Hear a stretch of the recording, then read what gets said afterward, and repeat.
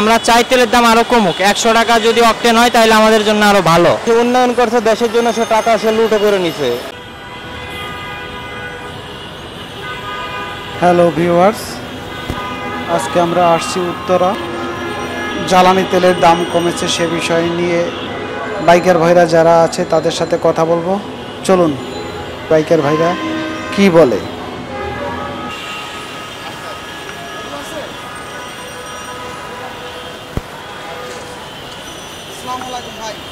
ওয়ালাইকুম আসসালাম ওয়া রাহমাতুল্লাহ। জি আলহামদুলিল্লাহ, অনেক দিন ধরে চালাচ্ছি।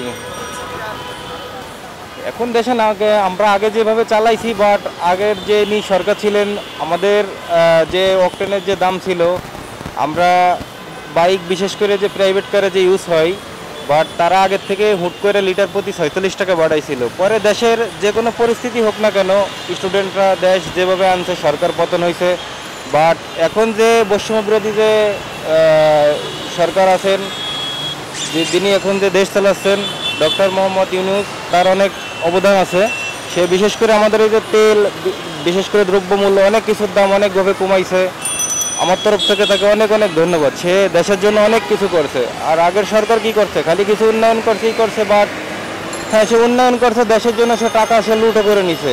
বাট এখন যারা আছে তারা দেশের জন্য অনেক কিছু করছে, অনেক কিছু। ইনশাল্লাহ এরা থাকলে অনেক কিছু হবে। হ্যাঁ, ভবিষ্যৎ বাংলাদেশ বর্তমান যেভাবে চলতেছে, ইনশাল্লাহ আমি এভাবেই চাই যে যুব সমাজের উদ্যোগে যদি এইভাবে যদি দেশ চলতে থাকে, ইনশাল্লাহ অনেক ভালো চলবে। এটাই আপনাকে বলতে চাই। ধন্যবাদ। ওয়ালাইকুম আসসালাম ভাই। তেলের দাম 6 টাকার মতো কমছে, আর আমরা খুশি তেলের দাম কমাতে, কারণ বাংলাদেশ দারিদ্র দেশ ভাই, এটা তো আর মানে বড় লোকের দেশ না।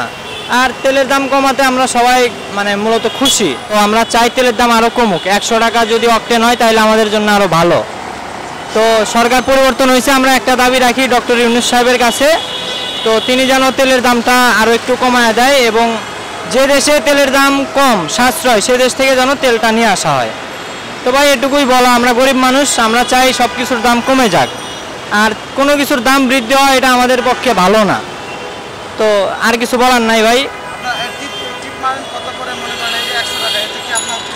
পোষায় না ভাই, আর মানে যার গাড়ি যেরকম তার সেইভাবেই চলতে হয়। তো আমার এই গাড়ি দিয়ে আমার সেরকম পোষায় না, তাও আল্লাহর রহমতে মানে চলে, আলহামদুলিল্লাহ চলে ভাই। উত্তরায় এখানে যারা বাইকার ভাইরা আছে তাদের সাথে কথা বললাম।